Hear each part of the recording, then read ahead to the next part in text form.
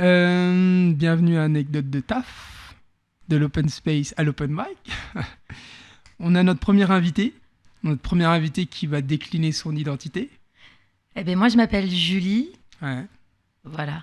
Décliner également ta profession, Julie. Alors, je suis comédienne de profession. D'accord. Voilà. Bah, après, j'ai eu d'autres travails, j'ai eu d'autres professions avant, mais là, maintenant, mon boulot actuel, c'est comédienne. Ok, voilà. Julie, super. Bah, Julie, déjà, merci d'être là. Hein. Ça fait plaisir de te recevoir pour ce anecdote de taf. Bah, merci de m'avoir invité. On va commencer par te poser des petites questions, comment on va dire, qui sont considérées comme piquantes par certaines personnes, par d'autres pas du tout. T'aimes bien les trucs piquants ? À moi, plus ça pique, plus c'est bon. Tu connais la chanson ? Plus ça pique, plus c'est bon. J'ai dit plus ça pique. Toi, t'es dans le futur. Non, vraiment, là, tu m'as complètement... Tu m'as squeezé, là. J'ai pas capté, mais je trouvais ça hyper musical. Je sais, ouais. Je suis un peu chanteuse aussi. T'es chanteuse aussi ? Ouais, je suis chanteuse. Ok, comédienne, chanteuse, elle a tous les talents. Ouais. On va commencer directement par le piquant, ce que personne n'aime dire. Dis-moi, Julie, tu gagnes combien ? 1003 par mois. Oh bah, non, mais par je vais mois, pas dire par semaine ou même par jour parce que ça ferait pitié, mais de toute façon ça fait quand même pitié, 1300 € par mois. Enfin, le SMIC, quoi. D'accord, en tant que comédienne, donc ça c'est ce que tu prends en tant que cachet ou enfin c'est ton intermittence ? Je suis intermittente. Ouais. D'accord, ton intermittence, tu prends 1300 par mois. Ouais, c'est ça. C'est le plus bas de l'intermittence en fait. D'accord, mais tu reçois aussi d'autres cachets en plus au final, pas en fonction de ce que tu vas faire ou pas. Ouais, en fait là j'ai fait plus de cachets cette année, donc à ma date d'anniversaire l'année prochaine, je toucherai plus d'intermittence. Je serai à 1006, 1008 quoi. Ah ouais, donc comme quoi, comédienne, tu sais pas forcément... parce que les gens ils s'imaginent toujours comédienne, je suis blindée de ouf, tu vois. Ouais, si tu fais du cinéma ou de la pub, moi je fais du théâtre. Le théâtre, ça paye pas. Et là, en fait, je suis allée faire de l'animation dans un camping et c'est ça qui va me rapporter le plus, quoi. Ouais, c'est stylé. Camping, ouais. En plus, camping, c'est un peu à la mode en ce moment, donc... Ouais, j'aime bien. Tout le monde en parle. Camping à Fréjus, ça va, c'est cool, quoi. Dis-moi, t'es épanouie ? Tu kiffes ce que tu fais ? Ouais, de ouf. Stylé ? Ouais, franchement, ouais. Tu kiffes ? J'ai fait 30 ans cette année. J'ai fait 30 ans le 14 juillet, là, et t'es un peu 30 ans, rétrospection de ta vie et tout ça. Et ouais, non, je suis heureuse. D'accord, donc à la base, j'imagine, t'es comédienne, c'était ton rêve. Normalement, quand on est comédienne, c'est que c'est un truc d'enfance ou pas ? Ouais, carrément. Ouais. Ouais, la chanson, la comédie, tout ça, enfin, l'art, quoi. Le divertissement, quoi. Ouais, oui, on adore divertir. Ok, Julie, mais dis-moi, il n'y a pas des... Moi, tu vois, forcément, c'est un podcast sur les anecdotes de travail.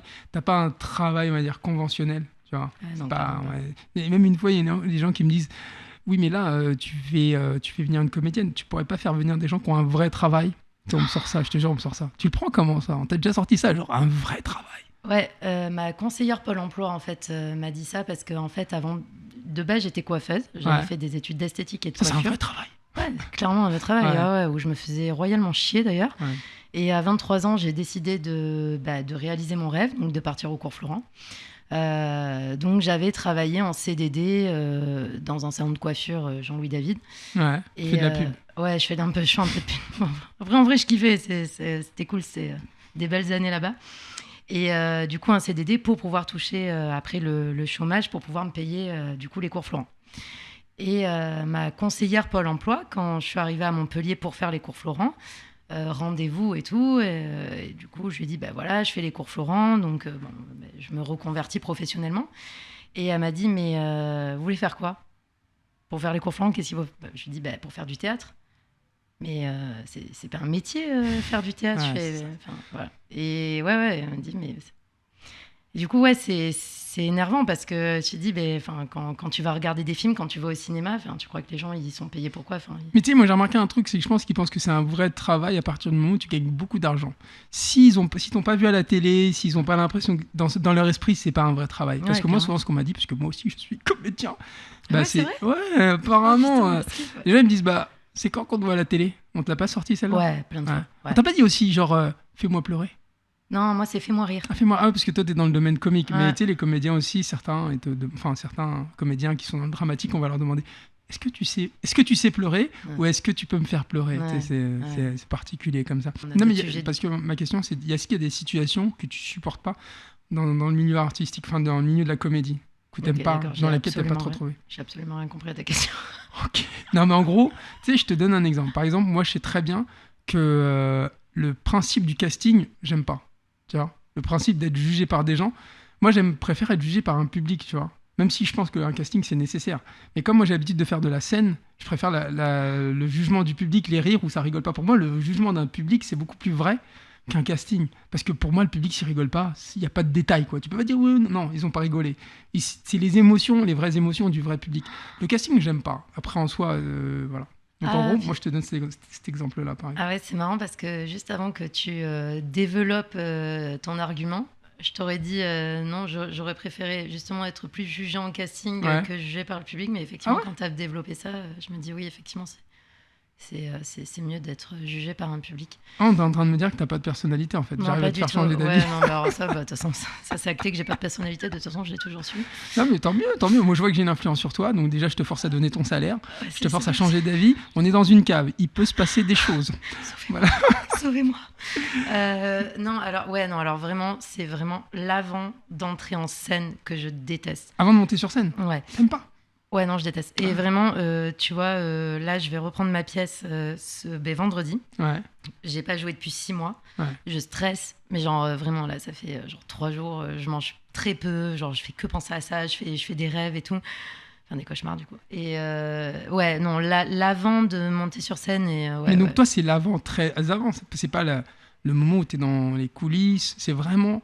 Une semaine avant, par exemple. Ben là, le fait est que ça fait longtemps que j'ai pas joué, ça me stresse. Ouais. Mais même quand je joue régulièrement, le avant, tu vois, genre le 1 heure avant, 1 heure, 2 heures avant, mais même la journée, en fait, avant. Ah ouais, carrément. Ouais, la journée, faut que je me divertisse, faut que je fasse autre chose et tout pour éviter d'y penser, parce que ça me stresse, quoi. Mais par contre, dès que je monte sur scène... Ça part. Ouais. Bah déjà, vaut mieux que ce soit comme ça que l'inverse, on va pas se mentir. Vaut mieux que tu sois... Parce que les gens cool avant et qui stressent sur scène, c'est une catastrophe, parce que ça existe. Hein. Je te dis vraiment, ça existe. T'inquiète pas, je gère, il n'y a pas de problème. Et sur scène, catastrophe. Je l'ai vécu, je vais pas donner de nom, ils se reconnaîtront. Voilà. Non, c'est un truc que j'ai déjà vu. Et, mais quelque part, t'es pas la seule à le vivre. Moi, je suis arrivé à un moment donné de ma vie en tant qu'artiste où je stresse aussi, mais pas longtemps avant. Moi, c'est juste avant. T'es le stress juste avant. J'avoue, il est là, c'est juste avant. À un moment donné, même des fois, on se disait, ouais, mais pourquoi on fait ce métier-là avec ma comédienne dans ma pièce de théâtre? Tellement on était stressés dans les coulisses, on se dit, mais pourquoi on fait ça? Pourquoi on se fait autant du mal? C'est ce que je dis tout le temps. C'est stressant, mais c'est tellement excitant qu'on se dit, on va le refaire. Ouais. En gros, t'es pas bien, mais tu te dis, je suis pressé pour j'attends la prochaine, tu vois.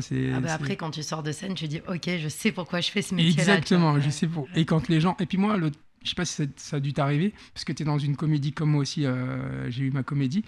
À la sortie de scène, quand le public te dit merci, franchement, on a passé un super moment grâce à vous. Ouais. Et ça, tu te dis, ça n'a pas de prix. C'est un métier émotion quand même, parce que les émotions, tu as envie tout le temps, que ce soit positive ou négative.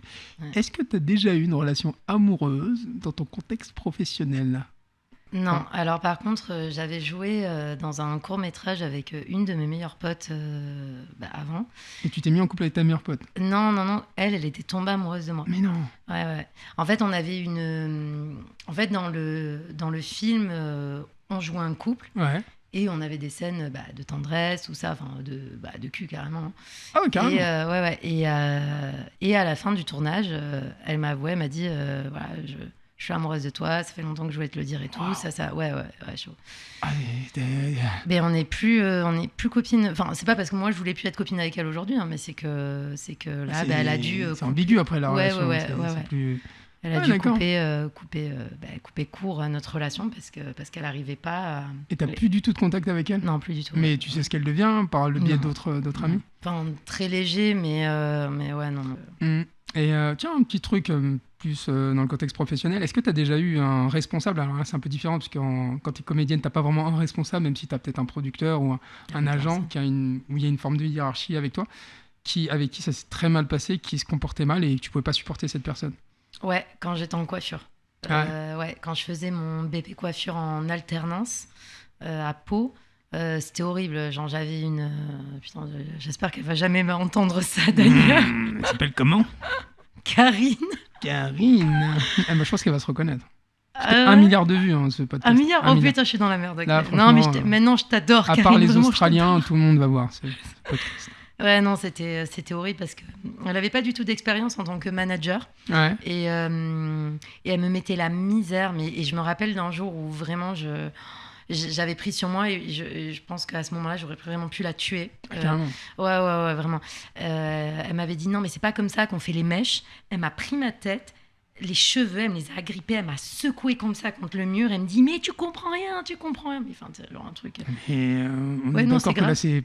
Oui, c'est grave. Ouais, Là, on est dans la. Là, c'est du pénal en fait. C'est pas un problème de. Ah bah non, mais là c'est j'avais physique, fait agression physique. En fait. ouais, j'avais fait intervenir mon père et tout, qui avait parlé au patron. À ce moment-là, non, c'était, ça a été très chaud. Et ça s'est terminé comment cette histoire? J'ai eu mon BP et après on est devenus copines. Ah. Là aujourd'hui je la vois plus, mais non, à la fin. D'accord. Mais en fait, je pense qu'elle était juste sur les nerfs, qu'elle n'arrivait pas à manager et que elle faisait ça avec tous ses employés. Quoi, tu l'en visites un peu dans la tombe dans laquelle tu l'as mise, parce qu'à mon avis. Putain, il faut pas le dire. Tu m'as l'air de. Non, mais franchement, moi là où je te respecte, c'est que tu me dis on a réussi à créer une relation derrière, au final. Non, mais aujourd'hui, c'est pas une amie. Enfin, je la revois pas, mais oui, à la fin, on s'entendait mieux. Mais tu sais, à ce moment-là, j'avais 18 ans. Ah oui, je connais ça. C'était mon premier boulot. Je connais ça. Je vivais plus chez mes parents, tout ça, tu sais. Donc, t'as la pression, tu te dis je peux perdre ma situation, donc finalement tu mets beaucoup d'eau dans ton vin quand t'es jeune, tu t'acceptes beaucoup de choses. C'est ça. J'ai connu. Et c'est avec le recul finalement que je me suis dit putain, mais en fait ce qu'elle a fait c'est trop ça. Mais ça, c'est fou quoi. Ce que tu dis, ça me fait aussi penser aux agressions sexuelles, à ce genre de choses. C'est qu'avec le temps, tu vois, moi j'entends souvent, parce que j'ai discuté avec des comédiennes avec qui j'ai bossé, elles m'ont dit. Mais avec le temps, je ne me suis pas rendu compte que ce qu'il m'a fait, c'était grave, tu vois. Une comédienne précisément m'a raconté un truc, et elle ne se rendait pas compte à quel point c'était grave, parce que le gars, en plus c'était dans le contexte artistique, pour elle c'était normal à ce moment-là, et avec le temps, et c'est pas exactement la même chose, tu vois, mais quand on est jeune, souvent il y a des choses qu'on va accepter, ou sinon ça peut être de la jeunesse, ou aussi un manque de confiance, ou un manque de maturité, ça peut être beaucoup de choses, on va accepter des choses. Moi je me rappelle, quand je travaillais, j'ai fait un BTS, je travaillais avec 2 responsables, c'était des gros bips, ils nous parlaient trop mal, ils nous traitaient comme... franchement, ils nous parlaient hyper mal. Moi, j'acceptais à ce moment-là, parce que je me disais, vas-y, je suis en BTS, j'ai pas envie de perdre mon contrat et tout, et avec le temps, je pense, au bout d'1 an, j'ai pété un câble, je leur ai tout dit, je me suis rendu compte que j'aurais dû le faire avant, tu vois. Parce qu'on accepte des trucs, bon après, c'est pas une agression sexuelle, mais c'est quand même mentalement, c'est une pression mentale, tu vois, c'était violent. Ouais, j'avais vécu un même truc aussi dans le domaine artistique aussi, quand je faisais un peu de chansons avec un mec pareil qui avait vraiment abusé sexuellement, oui, on peut le dire aujourd'hui. Et pareil, c'est qu'à ce moment-là, tu laisses un peu faire. Tu dis rien, tu vas pas porter plainte et tout. Enfin, t'en parles pas trop aux gens autour de toi. Et au final, tu te rends compte avec le... Est-ce que t'avais honte à ce moment-là? Non, pas du tout. Non, pas du tout, parce que le mec, c'était un gros porc.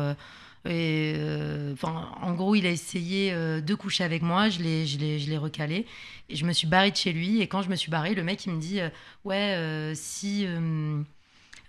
si tu pars, ta carrière elle est finie, je vais te griller auprès de tout le monde et tout. Mais moi je lui ai craché dessus, je lui ai dit mais clairement moi je préfère que ma carrière elle soit finie plutôt que tu reposes une seule fois juste un doigt sur moi quoi. Au final, j'ai plus jamais rien fait dans la musique, mais il avait raison, le con, putain. Ouais, mais à mon avis, c'est peut-être parce que c'était pas ce que tu voulais vraiment faire. Parce qu'au final, si t'avais persévéré, vu la détermination, parce que je te connais un petit peu pour information, je pense que ça aurait avancé. Je pense je pense que t'étais plus intéressé par la comédie en soi. Ouais, non, clairement. Et puis bon, c'est la musique, c'est compliqué. C'est un métier qui est... À la comédie aussi, hein. Ouais, mais je trouve que la musique, pour le coup, pour y avoir un peu... peu que c'est plus dur, la comédie, la musique? Ouais, franchement, ouais. Dis-moi, est-ce que tu as déjà été viré dans ta vie? Du McDo. T'as été viré du McDo? Je te jure. Mais c'est la honte. Parce qu'ils trouvaient que je faisais pas les frites assez vite. Ils m'ont viré parce que à Skip, j'étais pas assez dynamique. Mais juste pour les frites ou pour le reste? Parce qu'ils m'ont collé aux frites. Ouais. Ils m'ont collé aux frites. Ils m'ont collé aussi à l'encaissement. Bon, bref, à l'encaissement, j'y suis restée 2 heures. Ouais. Et après, ils m'ont mis aux frites. Genre pendant une semaine, j'étais aux frites. Mais les potatoes salés ou pas? Potatoes salés. C'était que les frites? C'est que les frites, je sais pas. D'accord. Problème de... et pour terminer, ce anecdote de taf, justement, on va te demander ton anecdote avec laquelle tu es venu, parce que forcément, c'est la tradition. Je fais la tradition, genre, comme si ça fait des années que je faisais le podcast, c'est la première. Arrête de te la péter, s'il te plaît. Donc, la tradition, on s'en bat les... Vas-y, la tradition, t'es venu avec une anecdote, on écoute ton anecdote. Alors, je vais raconter ma première anecdote de tournage. J'avais fait un court-métrage pour une école qui s'appelle Travelling, une école de cinéma. Et du coup, c'était un tournage non rémunéré, tout ça. Moi, j'étais en première année des cours Florent, tout ça, bref. Et du coup, je jouais la fille qui avait un rencard, qui était chez elle, qui était en train de se préparer, et qui va y arriver plein de petites choses qui va faire qu'elle ne peut pas aller à son rencard. D'accord. Et donc, à ce tournage, j'ai pris un seau d'eau sur la gueule, j'ai pris une pizza, non, mais un truc de fou. Et en fait, en gros, il y avait un livreur de pizza qui venait à ma porte, et je pousse le livreur, et la pizza tombe sur moi. Donc, un truc un peu burlesque et tout. Ouais. Sauf que c'est con. Ils m'ont mis de la sauce tomate sur le visage pour faire style. Je m'étais pris la pizza, mais c'était de la vraie sauce tomate, sauce piquante. Ah merde. J'avais le visage qui brûlait. J'ai eu des plaques rouges pendant 2 semaines et on n'a pas pu continuer le tournage. Voilà, que c'est ça. Et ça a failli me dégoûter du cinéma. Voilà, première année des cours Florent. Voilà. Ah bah c'est cool. On va pas se mentir, c'est une anecdote de merde. C'est une anecdote de merde, ouais, je sais, mais j'avais que ça, putain. C'est pourquoi je dis ça, parce que juste avant, tu nous as donné des vraies anecdotes. Cool, c'était hyper cool, mais ça, c'était tout pourri. En vrai, franchement, je me suis dit, Mais tu sais quoi, c'est ce qu'il y a de beau. C'est ce qu'il y a de beau parce que tu l'as assumé jusqu'au bout. Tu t'es pas arrêté. Moi, à ta place, je me serais arrêté. Je me serais dit, bon, écoute, Ibaz, j'ai rien, si tu veux.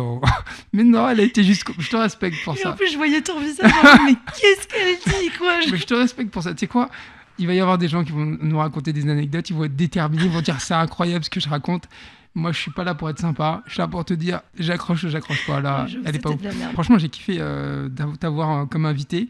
Cool. T'es une super comédienne, ça, je le sais, parce que franchement, si vous la voyez sur scène, elle est incroyable. Franchement, il n'y a rien à dire.